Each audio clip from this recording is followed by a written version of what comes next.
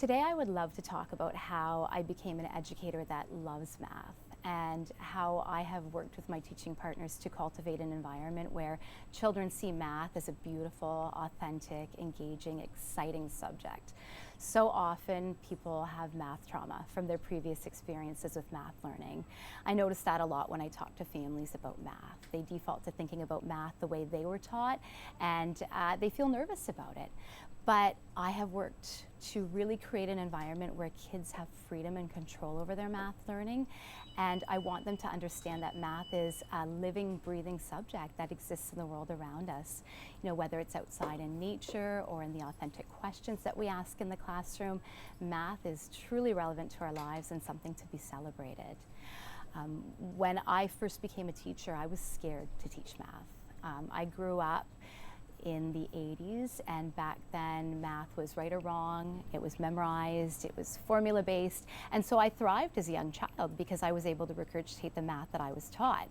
But when I went into high school and university, I struggled with math because I could no longer get away with that. I had to explain my math thinking, and even though I did the work, I didn't understand it, and that terrified me. When I became a teacher, I still functioned in that space, right? I followed the textbooks, I delivered curriculum, but I don't think I really understood the math truly or appreciated the math. And then a number of years ago, I read Jo Boaler's book about mathematical mindsets. And it was almost a relief when I read that, because I realized that anybody can learn math. Doesn't matter how old you are, and that math is something that is a beautiful existence around us, and that it's important for us to help our children in our classrooms understand that. So today I would like to take you on a tour of the space and just talk about some of the ways that we bring math out in the classroom. I think that when you offer children beautiful, engaging, authentic, interesting materials to use, they recognize that anything can be mathematical.